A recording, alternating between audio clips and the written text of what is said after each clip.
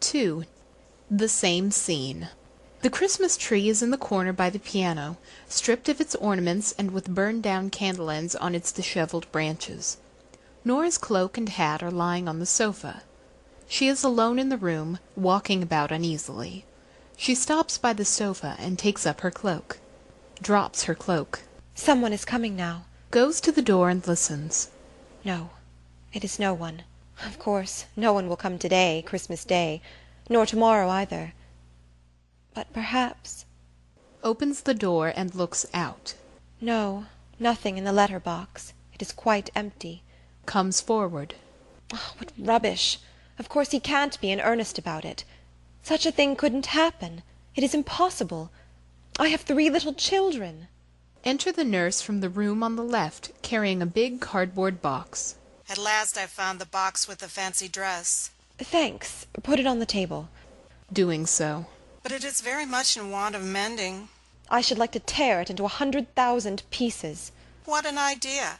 It can easily be put in order. Just a little patience. Yes, I will go out and get Mrs. Lynde to come and help me with it. What? Out again? In this horrible weather? You will catch cold, ma'am, and make yourself ill. Well, worse than that might happen. How are the children? The poor little souls are playing with their Christmas presents, but... Do they ask much for me? You see, they are so accustomed to have their mamma with them. Yes, but, nurse, I shall not be able to be so much with them now as I was before. Oh, well, young children easily get accustomed to anything. Do you think so? Do you think they would forget their mother if she went away altogether? Good heavens, went away altogether? Nurse, I want you to tell me something I have often wondered about. How could you have the heart to put your own child out among strangers? I was obliged to, if I wanted to be little Norah's nurse. Yes, but how could you be willing to do it? What, when I was going to get such a good place by it? A poor girl who has got into trouble should be glad to.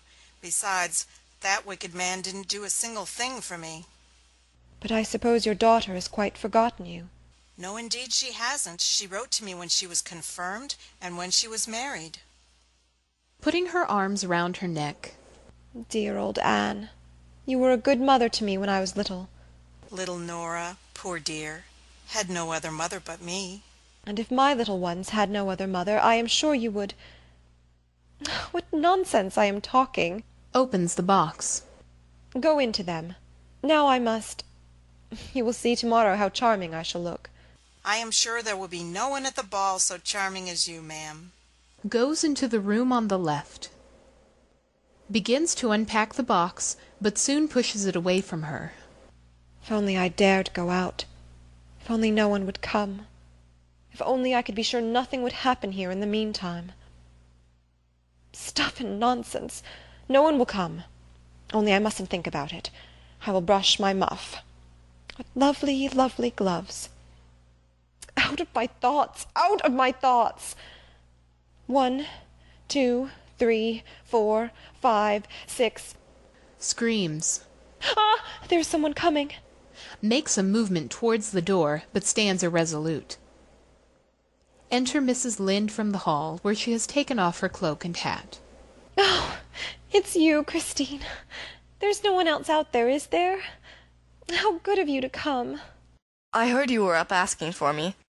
Yes, I was passing by. As a matter of fact, it is something you could help me with. Let us sit down here on the sofa. Look here, tomorrow evening there is to be a fancy dress ball at the Stenborgs, who live above us, and Torvald wants me to go as a Neapolitan fisher girl, and dance the tarantella that I learned at Capri. I see. You are going to keep up the character. Yes, Torvald wants me to. Look, here is the dress. Torvald had it made for me there, but now it is all so torn, and I haven't any idea. We will easily put that right. It is only some of the trimming come unsewn here and there. Needle and thread? Now then, that's all we want. It is nice of you. Sewing. So you are going to be dressed up tomorrow, Norah? I will tell you what. I shall come in for a moment and see you in your fine feathers. But I have completely forgotten to thank you for a delightful evening yesterday. Gets up and crosses the stage. Well, I don't think yesterday was as pleasant as usual. You ought to have come to town a little earlier, Christine. Certainly Torvald does understand how to make a house dainty and attractive. And so do you, it seems to me. You are not your father's daughter for nothing. But tell me, is Dr. Rank always so depressed as he was yesterday? No. Yesterday it was very noticeable. I must tell you that he suffers from a very dangerous disease. He has consumption of the spine, poor creature. His father was a horrible man who committed all sorts of excesses, and that is why his son was sickly from childhood. Do you understand? Dropping her sewing. But, my dearest Norah, how do you know anything about such things? Walking about. Pooh! When you have 3 children you get visits now and then from married women who know something of medical matters, and they talk about one thing and another. Goes on sewing. A short silence. Does Dr. Rank come here every day? Every day, regularly. He is Torvald's most intimate friend, and a great friend of mine, too. He's just like one of the family. But tell me this. Is he perfectly sincere? I mean, isn't he the kind of man that is very anxious to make himself agreeable? Not in the least. What makes you think that? When you introduced me to him yesterday, he declared he had often heard my name mentioned in this house. But afterwards I noticed that your husband hadn't the slightest idea who I was. So how could this Dr. Rank— That is quite right, Christine. Torvald is so absurdly fond of me that he wants me absolutely to himself, as he says. At first he used to seem almost jealous if I mentioned any of the dear folk at home, so naturally I gave up doing so. But I often talk about such things with Dr. Rank, because he likes hearing about them. Listen to me, Norah. You are still very like a child in many ways, and I am older than you in many ways, and have a little more experience. Let me tell you this. You ought to make an end of it with Dr. Rank. What ought I to make an end of? Of 2 things, I think. Yesterday you talked some nonsense about a rich admirer who was to leave you money. An admirer who doesn't exist, unfortunately. But what then? Is Dr. Rank a man of means? Yes, he is. And has no one to provide for? No, no one, but— And comes here every day? Yes, I told you so.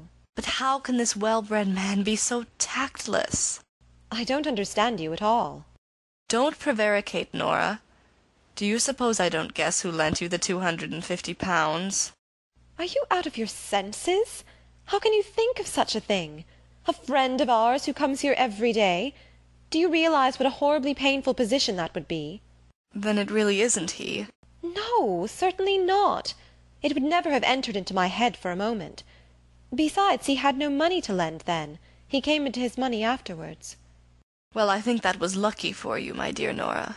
No, it would never have come into my head to ask Dr. Rank, although I am quite sure that if I had asked him— But of course you won't. I have no reason to think it could possibly be necessary.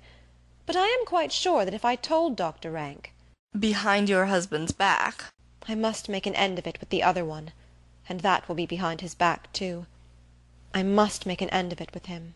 Yes, that is what I told you yesterday, but— Walking up and down. A man can put a thing like that straight much easier than a woman. One's husband, yes. Nonsense. Standing still. When you pay off a debt you get your bond back, don't you? Yes, as a matter of course. And can tear it into 100,000 pieces and burn it up, the nasty, dirty paper. Looks hard at her, lays down her sewing, and gets up slowly. Norah, you are concealing something from me. Do I look as if I were? Something has happened to you since yesterday morning. Norah, what is it? Going nearer to her. Christine. Listens. Hush. There's Torvald come home. Do you mind going into the children for the present? Torvald can't bear to see dressmaking going on. Let Anne help you. Gathering some of the things together. Certainly. But I am not going away from here till we have had it out with one another. She goes into the room on the left as Helmer comes in from the hall. Going up to Helmer. I have wanted you so much, Torvald, dear. Was that the dressmaker? No, it was Christine. She's helping me to put my dress in order. You will see I shall look quite smart. Wasn't that a happy thought of mine now? Splendid. But don't you think it is nice of me, too, to do as you wish? Nice? Because you do as your husband wishes? Well, well, you little rogue. I'm sure you did not mean it in that way. But I'm not going to disturb you. You will want to be trying on your dress, I expect. I suppose you are going to work. Yes. Shows her a bundle of papers. Look at that. I have just been into the bank. Turns to go into his room. Torvald, Yes? if your little squirrel were to ask you for something very, very prettily, What then? would you do it? I should like to hear what it is first. Your squirrel would run about and do all her tricks if you would be nice and do what she wants. Speak plainly. Your skylark would chirp about in every room with her song rising and falling. Well, my little skylark does that anyhow. I would play the fairy and dance for you in the moonlight, Torvald. Norah, you surely don't mean that request you made to me this morning? Going near him. Yes, Torvald, I beg you so earnestly. Have you really the courage to open up that question again? Yes, dear, you must do as I ask. You must let Krogstad keep his post in the bank. My dear Norah, it is his post that I've arranged Mrs. Lynde shall have. Yes, you have been awfully kind about that, but you could just as well dismiss some other clerk instead of Krogstad. This is simply incredible obstinacy. Because you chose to give him a thoughtless promise that you would speak for him, I am expected to. That isn't the reason, Torvald. It is for your own sake. This fellow writes in the most scurrilous newspapers. You have told me so yourself. He can do you an unspeakable amount of harm. I am frightened to death of him. Ah, I understand. It is recollections of the past that scare you. What do you mean? Naturally, you are thinking of your father. Yes. Yes, of course. Just recall to your mind what those malicious creatures wrote in the papers about papa, and how horribly they slandered him. I believe they would have procured his dismissal, if the department had not sent you over to inquire into it, and if you had not been so kindly disposed and helpful to him. My little Norah, there is an important difference between your father and me. Your father's reputation as a public official was not above suspicion. Mine is, and I hope it will continue to be so for as long as I hold my office. You never can tell what mischief these men may contrive. We ought to be so well off, so snug and happy here in our peaceful home, and have no cares. You and I and the children, Torvald.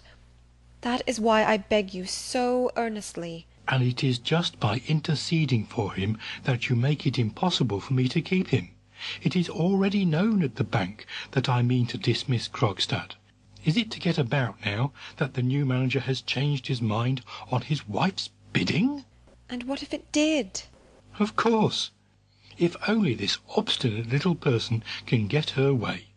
Do you suppose I am going to make myself ridiculous before my whole staff, to let people think that I am a man to be swayed by all sorts of outside influence? I should very soon feel the consequences of it, I can tell you. And besides, there is one thing that makes it quite impossible for me to have Krogstad in the bank as long as I am manager. Whatever is that?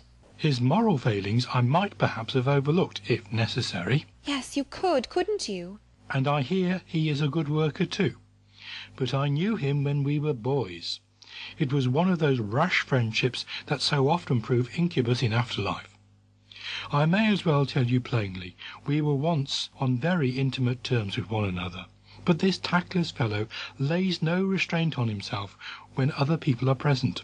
On the contrary, he thinks it gives him the right to adopt a familiar tone with me. Every minute it is, I say, Helmer, old fellow, and that sort of thing. I assure you it is extremely painful for me. He would make my position in the bank intolerable. Torvald, I don't believe you mean that. Don't you? Why not? Because it is such a narrow-minded way of looking at things. What are you saying? Narrow-minded? Do you think I am narrow-minded? No, just the opposite, dear. And it is exactly for that reason. It's the same thing. You say my point of view is narrow-minded, so I must be so too. Narrow-minded. Very well, I must put an end to this. Goes to the hall door and calls. Helen? What are you going to do? Looking among his papers. Settle it. Enter maid. Look here. Take this letter and go downstairs with it at once. Find a messenger and tell him to deliver it, and be quick. The address is on it, and here is the money. Very well, sir. Exit with the letter. Putting his papers together. Now then, little Miss Obstinate. Breathlessly. Torvald, what was that letter? Krogstad's dismissal. Oh, call her back, Torvald. There's still time. Oh, Torvald, call her back. Do it for my sake, for your own sake, for the children's sake. Do you hear me, Torvald? Call her back. You don't know what that letter can bring upon us. It's too late. Yes, it's too late. My dear Norah, I can forgive the anxiety you are in, although really it is an insult to me. It is indeed. Isn't it an insult to think that I should be afraid of a starving quill driver's vengeance? But I forgive you nevertheless, because it is such eloquent witness to your great love for me. Takes her in his arms. And that is as it should be, my own darling Norah. Come what will, you may be sure I shall have both courage and strength if they be needed. You will see I am man enough to take everything upon myself. In a horror-stricken voice. What do you mean by that? Everything I say. Recovering herself. You will never have to do that. That's right. Well, we shall share it, Norah, as man and wife should. That is how it shall be. Caressing her. Are you content now? There, there. Not these frightened dove's eyes. The whole thing is only the wildest fancy. Now you must go and play through the tarantella and practice with your tambourine. I shall go into the inner office and shut the door, and I shall hear nothing. You can make as much noise as you please. Turns back at the door. And when Rank comes, tell him where he can find me. Nods to her, takes his papers and goes into his room, and shuts the door after him. Bewildered with anxiety, stands as if rooted to the spot, and whispers, He was capable of doing it.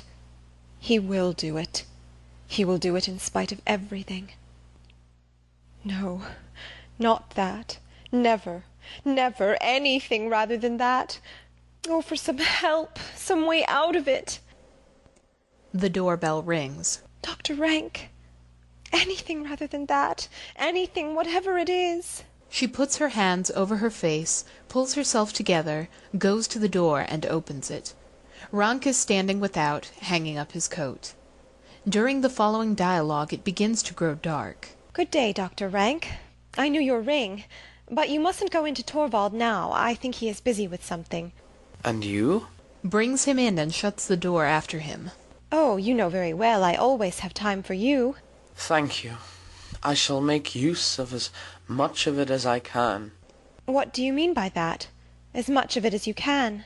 Well, does that alarm you? It was such a strange way of putting it. Is anything likely to happen? Nothing but what I have long been prepared for. But I certainly didn't expect it to happen so soon. Gripping him by the arm. What have you found out? Dr. Rank, you must tell me. Sitting down by the stove. It is all up with me, and it can't be helped. With a sigh of relief. Is it about yourself? Who else? It is no use lying to oneself. I am the most wretched of all my patients, Mrs. Helmer. Lately I have been taking stock of my internal economy. Bankrupt. Probably within a month I shall lie rotting in the churchyard. What an ugly thing to say. The thing itself is cursedly ugly, and the worst of it is that I shall have to face so much more that is ugly before that.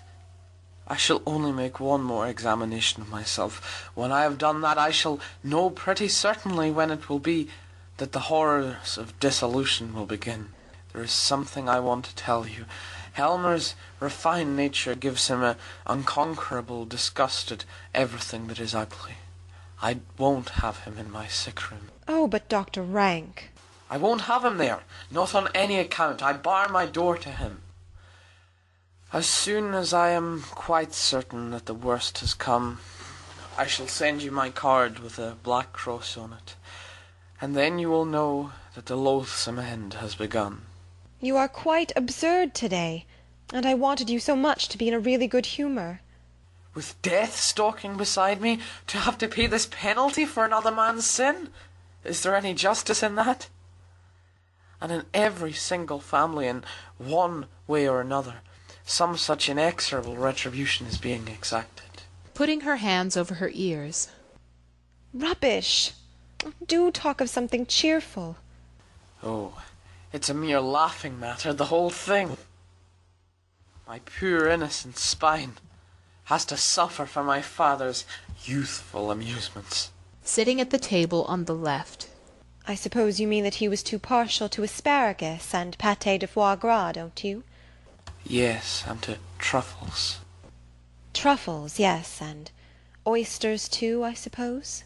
Oysters, of course, that goes without saying. And heaps of port and champagne. It is sad that all these nice things should take their revenge on our bones. Especially that they should revenge themselves on the unlucky bones of those who have not had the satisfaction of enjoying them. Yes, that's the saddest part of all. With a searching look at her. After a short pause. Why did you smile? No, it was you that laughed. No, it was you that smiled, Dr. Rank. Rising. You're a greater rascal than I thought. I am in a silly mood today. So it seems. Putting her hands on his shoulders. Dear, dear Dr. Rank, death mustn't take you away from Torvald and me. It is a loss you would easily recover from. Those who are gone are soon forgotten. Looking at him anxiously. Do you believe that? People form new ties, and then... Who will form new ties? Both you and Helmer, when I am gone. You yourself are already on the high road to it, I think. What did that Mrs. Lynde want here last night? Oh, you don't mean to say you are jealous of poor Christine? Yes, I am. She will be my successor in this house. When I am done for, this woman will... Hush, don't speak so loud. She is in that room. Today again. There, you see. She has only come to sew my dress for me. Bless my soul, how unreasonable you are. Sits down on the sofa. Be nice now, Dr. Rank, and tomorrow you will see how beautifully I shall dance, and you can imagine I am doing it all for you. And for Torvald, too, of course. Takes various things out of the box. Dr. Rank, come and sit down here, and I will show you something. Sitting down. What is it? Just look at those. Silk stockings. Flesh-coloured. Aren't they lovely?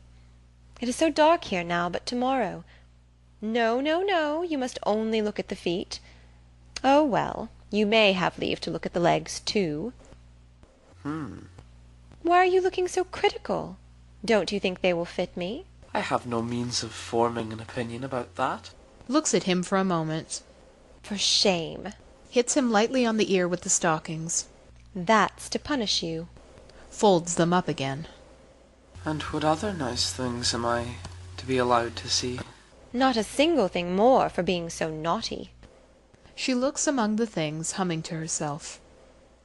After a short silence. When I am sitting here, talking to you as intimately as this, I cannot imagine for a moment what would have become of me if I had never come into this house.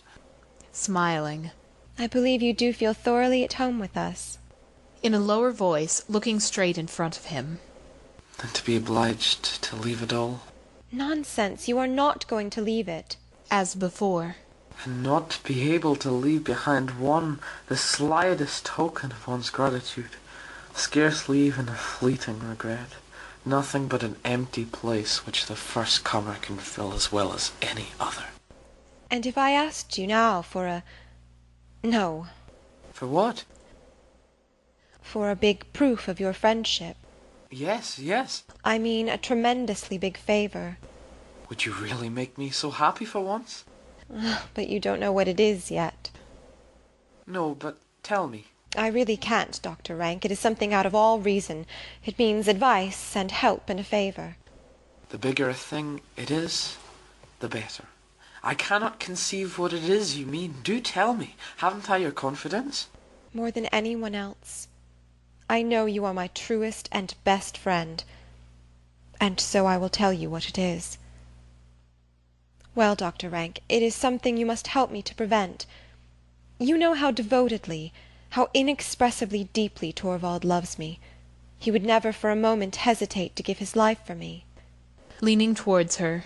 Norah, do you think he is the only one? With a slight start. The only one? The only one who would gladly give his life for your sake? Sadly. Is that it? I was determined you should know it before I went away. and there will never be a better opportunity than this. Now you know it, Norah, and now you know too that you can trust me as you would trust no one else. Rises deliberately and quickly. Let me pass. Makes room for her to pass him, but sits still. Norah! At the hall door. Helen, bring in the lamp. Goes over to the stove. Dr. Rank. Dear Dr. Rank, that was really horrid of you. To have loved you as much as anyone else does? Was that horrid? No, but to go and tell me so. There was really no need. What do you mean? Did you know? Maid enters with lamp, puts it down on the table, and goes out. Norah, Mrs. Helmer, tell me, had you any idea of this? Oh, how do I know whether I had or whether I hadn't? I really can't tell you. To think you could be so clumsy, Dr. Rank. We were getting on so nicely. Well, at all events you know now that you can command me body and soul. So won't you speak out? Looking at him. After what happened? I beg you to let me know what it is. I can't tell you anything now. Yes, yes, you mustn't punish me in that way. Let me have permission to do for you whatever a man may do. You can do nothing for me now. Besides, I really don't need any help at all. You will find that the whole thing is merely fancy on my part. It really is so. Of course it is. Sits down in the rocking chair and looks at him with a smile. You are a nice sort of man, Dr. Rank. Don't you feel ashamed of yourself now the lamp has come?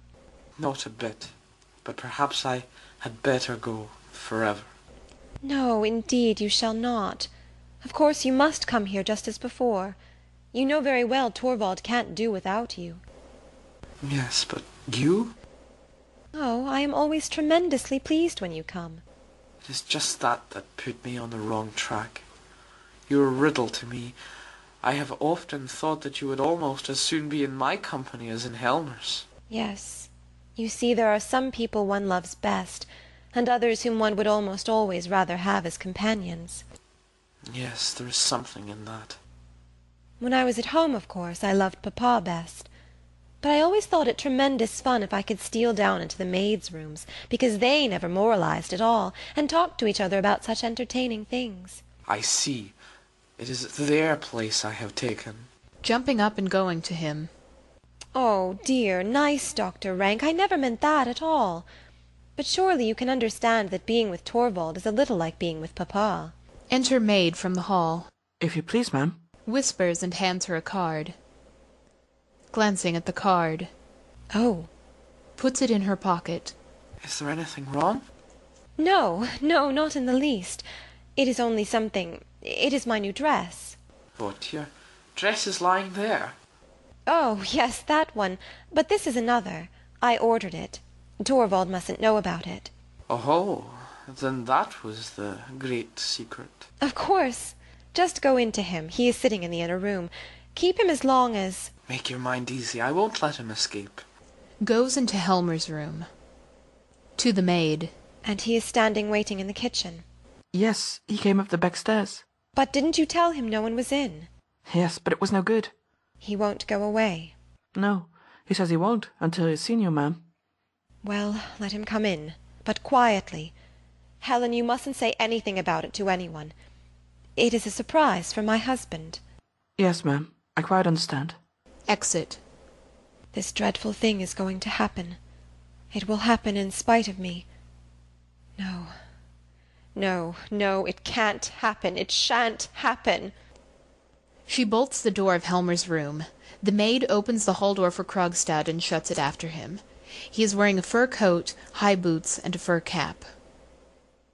Advancing toward him. Speak low. My husband is at home. No matter about that. What do you want of me? An explanation of something. Make haste, then. What is it? You know, I suppose, that I have got my dismissal. I couldn't prevent it, Mr. Krogstad. I fought as hard as I could on your side, but it was no good. Does your husband love you so little, then? He knows what I can expose you to, and yet he ventures. How can you suppose that he has any knowledge of the sort? I didn't suppose so at all. It would not be the least like our dear Torvald Helmer to show so much courage. Mr. Krogstad, a little respect for my husband, please. Certainly. All the respect he deserves. But since you have kept the matter so carefully to yourself, I make bold to suppose that you have a little clearer idea than you had yesterday of what it actually is that you have done. More than you could ever teach me. Yes, such a bad lawyer as I am. What is it you want of me? Only to see how you were, Miss Helmer. I've been thinking about you all day long. A mere cashier, a quill driver, a man like me, even he has a little of what is called feeling, you know. Show it, then. Think of my little children. Have you and your husband not thought of mine? Never mind about that. I only want to tell you that you need not take this matter too seriously. In the first place, there will be no accusation made on my part. No, of course not. I was sure of that. The whole thing can be arranged amicably. There is no reason why anyone should know anything about it. It will remain a secret between us three. My husband must never get to know anything about it. How will you be able to prevent it? Am I to understand that you can pay the balance that is owing? No, not just at present. Or perhaps that you have made some expedient for raising the money so soon? No expedient that I mean to make use of. Well, in any case, it would have been no use to you now. If you stood there with ever so much money as in your hand, I would never part with your bond. Tell me what purpose you mean to put it to. I shall only preserve it, keep it in my possession. No one who is not concerned in the matter shall have the slightest hint of it, so that if the thought of it has driven you to any desperate resolution— It has. If you had it in your mind to run away from your home— I had. Or even something worse— How could you know that? Give up the idea. How did you know I had thought of that? Most of us think of that first. I did too, but I hadn't the courage. Faintly. No more had I. In a tone of relief. No, that's it, isn't it? You hadn't the courage either. No, I haven't. I haven't. Besides, it would have been a great piece of folly. Once the storm at home is over, I have a letter for your husband in my pocket. Telling him everything. In as lenient a manner as I possibly could. Quickly. He mustn't get the letter. Tear it up. I will find some means of getting money. Excuse me, Miss Helmer, but I thought I told you just now. I am not speaking of what I owe you. Tell me what sum you are asking my husband for, and I will get the money. I am not asking your husband for a penny. What do you want, then? I will tell you. I want to rehabilitate myself, Miss Helmer. I want to get on. And in that your husband must help me. For the last year and a half I've not had a hand in anything dishonorable. Amid all that time I'd been struggling in the most restricted circumstances. I was content to work my way up step by step. Now I am turned out, and I am not going to be satisfied with merely being taken into favor again. I want to get on, I tell you. I want to get into the bank again, into a higher position. Your husband must make a place for me. That he will never do. He will. I know him. He dare not protest. And as soon as I am in there again with him, then you will see. Within a year I shall be the manager's right hand. It will be Nils Krogstad and not Torvald Helmer who manages the bank. That's a thing you will never see. Do you mean that you will? I have courage enough for it now. Oh, you can't frighten me. A fine, spoiled lady like you. You will see. You will see. Under the ice, perhaps. Down into the cold, coal-black water. And then, in the spring, float up to the surface, all horrible and unrecognizable, with your hair fallen out. You can't frighten me. Nor you me.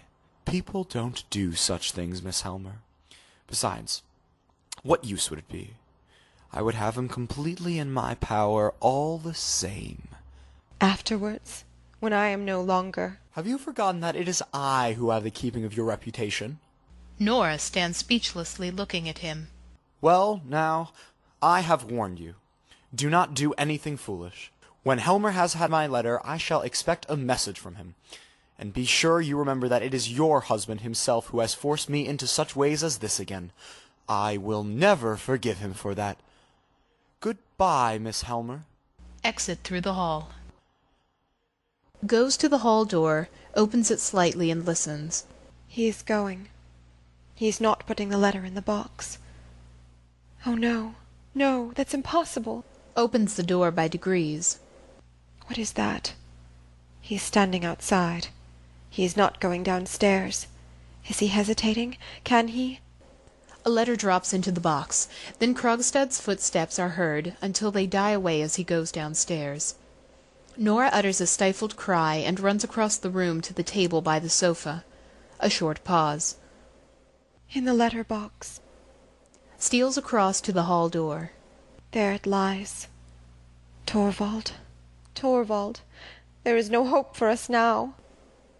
Mrs. Lynde comes in from the room on the left, carrying the dress. There, I can't see anything more to mend now. Would you like to try it on? In a hoarse whisper. Christine, come here. Throwing the dress down on the sofa. What is the matter with you? You look so agitated. Do you see that letter? There, look, you can see it through the glass in the letter box. Yes, I see it. That letter is from Krogstad. Norah! It was Krogstad who lent you the money. Yes, and now Torvald will know all about it. Believe me, Norah, that's the best thing for both of you. You don't know all. I forged a name. Good heavens! I only want to say this to you, Christine. You must be my witness. Your witness? What do you mean? What am I to— If I should go out of my mind, and it might easily happen. Norah! Or if anything else should happen to me, anything, for instance, that might prevent my being here. Norah, Norah, you are quite out of your mind. And if it should happen that there were someone who wanted to take all the responsibility, all the blame, you understand. Yes, yes. But how can you suppose— Then you must be my witness that it is not true, Christine. I am not out of my mind at all.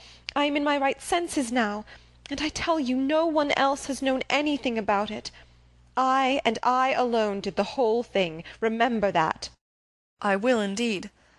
But I don't understand all this. How should you understand it?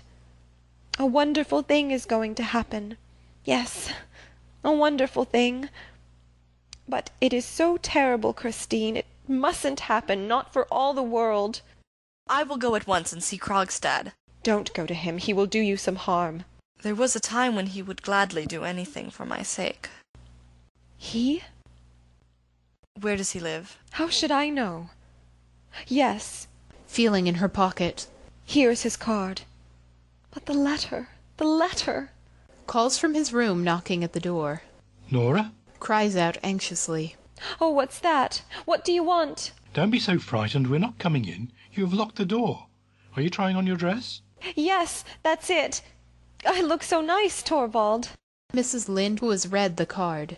I see he lives at the corner here. Yes, but it's no use.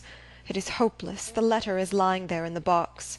And your husband keeps the key? Yes, always. Krogstad must ask for his letter back unread. He must find some pretense. But it is just at this time that Torvald generally— You must delay him. Go in to him in the meantime. I will come back as soon as I can. She goes out hurriedly through the hall door. Goes to Helmer's door, opens it, and peeps in. Torvald? From the inner room. Well, may I venture at last to come into my own room again? Go along, Rank, now you will see. Halting in the doorway. But what is this? What is what, dear? Rank led me to expect a splendid transformation. In the doorway. I understood so, but evidently I was mistaken. Yes, nobody is to have the chance of admiring me in my dress until tomorrow. But, my dear Norah, you look so worn out. Have you been practising too much? No, I have not practised at all. But you will need to. Yes, indeed I shall, Torvald, but I can't get on a bit without you to help me. I have absolutely forgotten the whole thing. Oh, we will soon work it up again. Yes, help me, Torvald. Promise that you will. I am so nervous about it, all the people. You must give yourself up to me entirely this evening. Not the tiniest bit of business. You mustn't even take a pen in your hand. Will you promise, Torvald, dear? I promise. This evening I will be wholly and absolutely at your service, you helpless little mortal. Oh, by the way, first of all I will just— Goes toward the hall door. What are you going to do there? Only see if any letters have come. No, no, don't do that, Torvald. Why not? Torvald, please don't. There is nothing there. Well, let me look. Turns to go to the letter box. Norah, at the piano, plays the first bars of the tarantella. Helmer stops in the doorway. Aha. I can't dance tomorrow if I don't practice with you. Going up to her. Are you really so afraid of it, dear? Yes, so dreadfully afraid of it. Let me practice at once. There is time now before we go to dinner. Sit down and play for me, Torvald, dear. Criticize me and correct me as you play. With great pleasure, if you wish me to. Sits down at the piano. Takes out of the box a tambourine and a long variegated shawl. She hastily drops the shawl round her. Then she springs to the front of the stage and calls out. Now play for me. I'm going to dance. Helmer plays and Norah dances. Ronk stands by the piano behind Helmer and looks on. As he plays. Slower, slower. I can't do it any other way. Not so violently, Norah. This is the way. Stops playing. No, that is not a bit right. Laughing and swinging the tambourine. Didn't I tell you so? Let me play for her. Getting up. Yes, do. I can correct her better then. Ronk sits down at the piano and plays. Norah dances more and more wildly. Helmer has taken up a position beside the stove, and during her dance gives her frequent instructions. She does not seem to hear him. Her hair comes down and falls over her shoulders. She pays no attention to it, but goes on dancing. Enter Mrs. Lynde, standing as if spellbound in the doorway. Oh, As she dances. Such fun, Christine. My dear darling Norah, you are dancing as if your life depended on it. So it does. Stop, Rank. This is sheer madness. Stop, I tell you.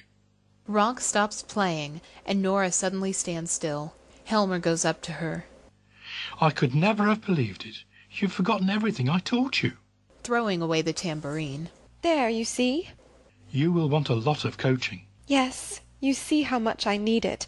You must coach me up to the last minute. Promise me that, Torvald. You can depend on me. You must not think of anything but me, either today or tomorrow. You mustn't open a single letter, not even open the letter-box. Ah, you're still afraid of that fellow? Yes, indeed I am. Nora, I can tell from your looks that there is a letter from him lying there. I don't know. I think there is. But you must not read anything of that kind now. Nothing horrid must come between us until this is all over. Whispers to Helmer, You mustn't contradict her.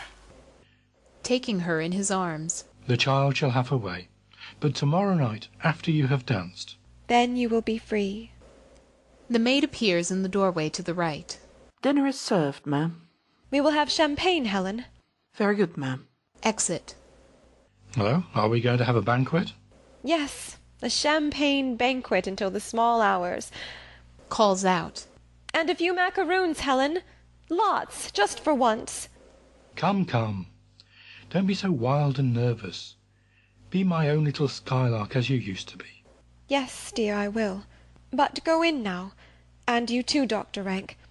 Christine, you must help me to do up my hair. Whispers to Helmer as they go out. I suppose there is nothing. She is not expecting anything. Far from it, my dear fellow. It is simply nothing more than this childish nervousness I was telling you of. They go into the right-handed room. Well, Gone out of town. I could tell from your face. He is coming home tomorrow evening. I wrote a note for him. You should have let it alone. You must prevent nothing. After all, it is splendid to be waiting for a wonderful thing to happen. What is it that you were waiting for? Oh, you wouldn't understand. Go into them. I will come in a moment. Mrs. Lynde goes into the dining room. Norah stands still for a little while, as if to compose herself. Then she looks at her watch. 5 o'clock. 7 hours until midnight.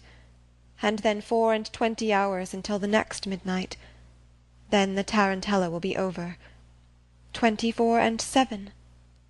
31 hours to live. From the doorway on the right. Where's my little skylark? Going to him with her arms outstretched. Here she is. End of Act 2.